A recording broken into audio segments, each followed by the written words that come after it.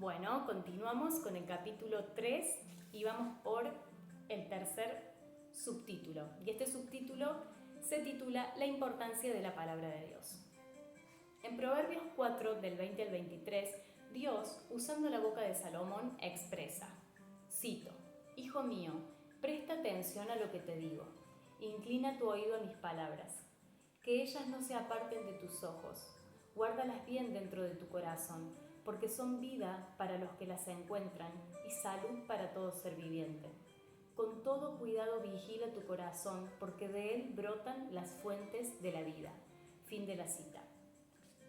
Si recuperamos la enseñanza de Jesús con respecto a que en nuestras palabras se manifiesta lo que tenemos en el corazón, podemos comprender la exhortación que Dios nos hace como a hijos al advertirnos en el proverbio: «Presta atención a lo que te digo, inclina tu oído a mis palabras, que ellas no se aparten de tus ojos, guárdalas bien dentro de tu corazón, porque son vida a los que las encuentran y salud a todo ser viviente». Si extraemos lo que Dios dice en este pasaje, podemos entender dónde está el énfasis del asunto. Presta atención a las palabras que te digo. Inclina tu oído a mis palabras. Que mis palabras no se aparten de tus ojos. Guarda mis palabras bien dentro de tu corazón. Porque mis palabras son vida a los que las encuentran. Porque mis palabras son salud para todo ser viviente. De cierta forma se puede entender que Dios nos anima a enfocar nuestra vida en su palabra, a que prestemos atención a lo que Él nos dice en ella, a tener la inclinación, el deseo, la presteza de escucharlas, a que nuestros ojos miren hacia ellas y a que las guardemos en el corazón. Esto se vincula directamente con la enseñanza de Jesús sobre no hacer tesoros en la tierra donde todo se corrompe, sino en el cielo. ¿Y por qué Jesús enseña esto? Porque aquello que atesoramos lo guardamos en nuestro corazón, como enseña Mateo 6:21, cito, «Donde esté tu tesoro, allí estará tu corazón». Fin de la cita. Y lo que Dios haya en nuestro corazón le permitirá hacer un juicio en contra o a favor de nuestras vidas. Es interesante asimismo pensar en que si Jesús nos anima a hacer tesoros en el cielo e inmediatamente enseña que donde esté nuestro tesoro, allí estará nuestro corazón, podemos deducir que hay una relación entre el cielo y nuestro corazón. Si me enfoco en la tierra y pongo en mi corazón los placeres de esta tierra, las riquezas de esta tierra, la fama, los afanes, los pecados que en ella hay, todo esto corromperá mi corazón porque es el depósito donde los guardo. No obstante, si me enfoco en las palabras de Dios que me hablan de las riquezas del reino de Dios, entonces mi corazón albergará los tesoros del cielo, que no son materiales ni perecederos, sino espirituales. Esos tesoros no pueden ser materializados con madera, cemento o piedra, sino con las palabras mismas de Dios. Todo lo que Dios dice tiene existencia cuando su voz habla, y son sus palabras las que materializan los tesoros de la eternidad. Por esto es glorioso, que Dios haya dicho de David: «Este es un hombre conforme a mi corazón». Qué maravilloso sería oír de la boca de Dios: «Tú eres un hombre o una mujer conforme a mi corazón». Porque esa declaración no dependería de nuestro criterio, sino de lo que la palabra de Dios manda que tenga existencia. Cuando Dios dijo que se haga la luz tuvo existencia. Por lo tanto, todo lo que Dios declara acerca de nosotros en la Escritura tiene existencia si lo creemos. Dios nos dice que somos santos. Eso se hizo realidad con la muerte de Jesús en la cruz, pero la posibilidad de que eso se haga realidad en tu vida y en la mía depende de que creamos en esa obra de salvación y de que actuemos en consecuencia. Ahora continúo con el último subtítulo del capítulo 3. Se titula «La unión de mis palabras y las de Dios en mi corazón». Y dice así: al retomar el Proverbio 4 en el verso 23, Dios nos insta a vigilar nuestro corazón, porque de él brotan las fuentes de la vida. El verbo vigilar, según el diccionario de la Real Academia Española, significa, cito, observar a alguien o algo atento y cuidadosamente. Fin de la cita. En este caso, Dios nos está instando a observar atento y cuidadosamente lo que hay en nuestro corazón. ¿Por qué? porque es desde el corazón desde donde brotan las fuentes de la vida. Ahora bien, ¿a qué fuente se refiere? De las 11 definiciones que el diccionario señala acerca del vocablo fuente, son interesantes para vincular con este pasaje bíblico al menos 3. La primera reza, cito, manantial de agua que brota de la tierra. Voy a bajar un poquito la luz. Ahí está bravo. Perdón, manantial de agua que brota de la tierra, fin de la cita. Esta acepción es la primera que el diccionario da y es posible relacionarla con las palabras de Jesús en Juan 7:38. Cito, el que cree en mí, como dice la Escritura, de su interior correrán ríos de agua viva, fin de la cita. Ríos de agua viva y fuentes de la vida podríamos considerarlas frases sinónimas, es decir, que refieren a lo mismo de acuerdo a lo que Jesús está enseñando en este pasaje. Por lo tanto, es coherente si comprendemos que tanto el proverbio como el evangelio están hablando de lo mismo. Cuando creemos en Dios, nuestros corazones son transformados y empezamos a albergar en Él las palabras de Dios, y son ellas las que hacen que desde nuestro interior corran ríos de agua de vida. La segunda acepción del diccionario sobre fuente prescribe, cito, principio, fundamento u origen de algo, fin de la cita.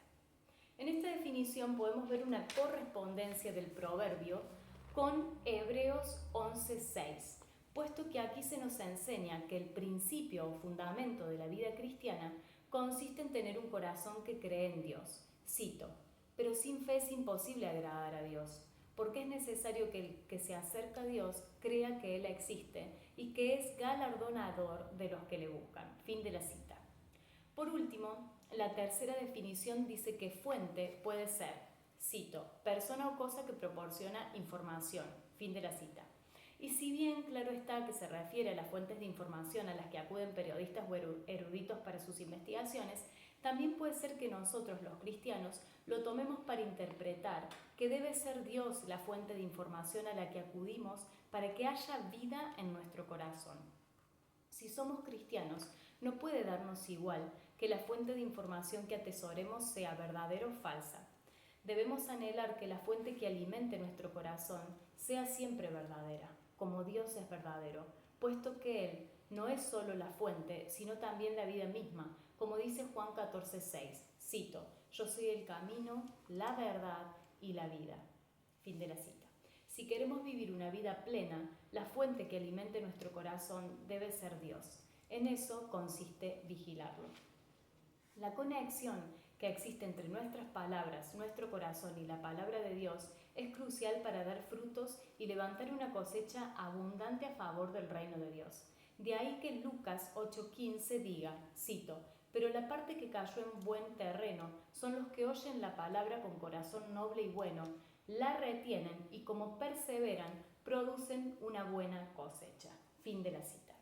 Este verso pertenece a la parábola del sembrador, en la cual Jesús explica 4 clases de corazones que son representados por un tipo de terreno en el que se ha sembrado la semilla de la palabra de Dios.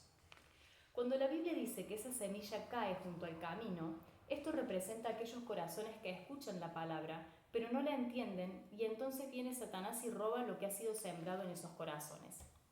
En este caso se establece un principio a partir del cual no tiene ningún sentido escuchar un mensaje bíblico, leer la Biblia,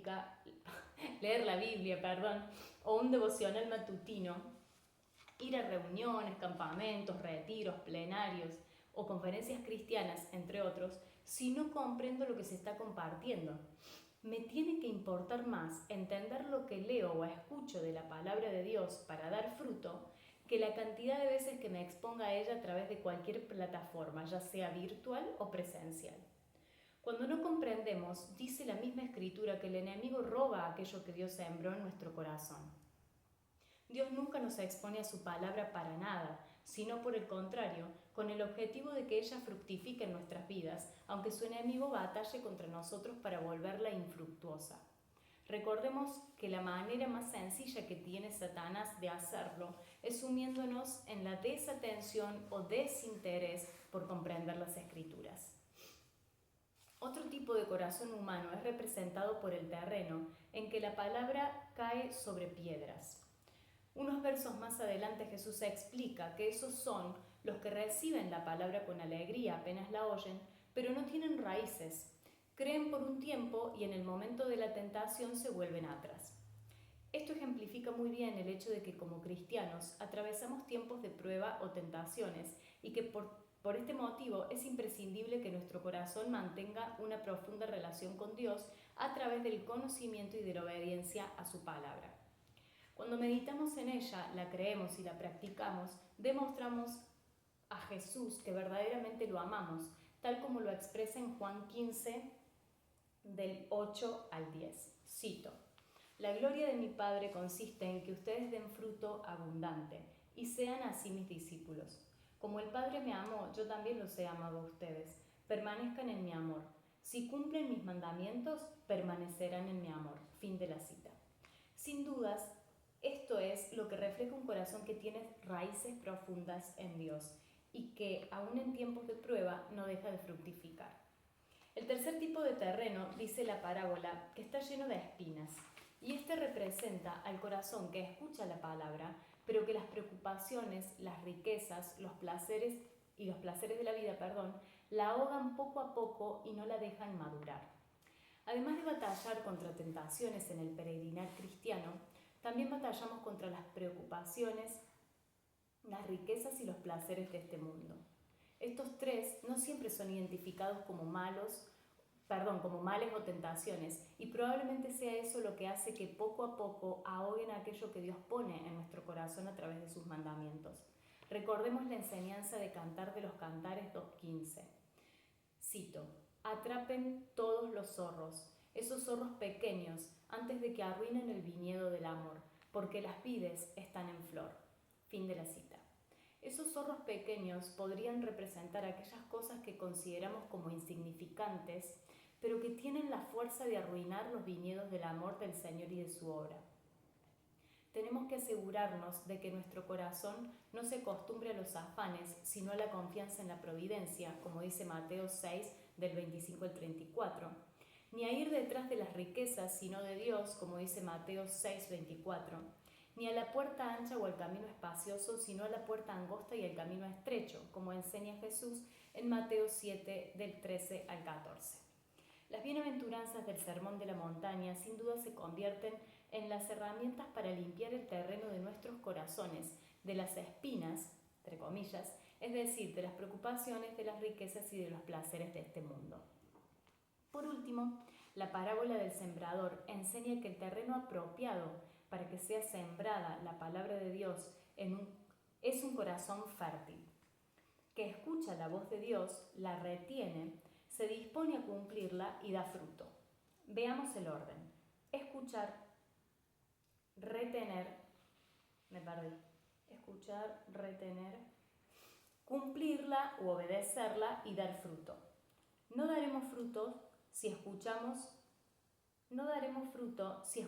su palabra sin comprenderla, o si en tiempos de tentación sucumbimos por no tener raíces profundas en Dios, o si dejamos que los avatares de este mundo, afanes, riqueza y placeres, ahoguen las enseñanzas del Padre. El corazón que da fruto escucha la enseñanza, la retiene, la obedece y por consecuencia da fruto. Veamos en el capítulo siguiente un ejemplo bíblico de un corazón avaro que a partir del encuentro con Jesús, la palabra encarnada, es transformado y da fruto. Bueno, hasta ahí entonces el capítulo 3. Los espero en el capítulo 4 con este ejemplo. Dios los bendiga.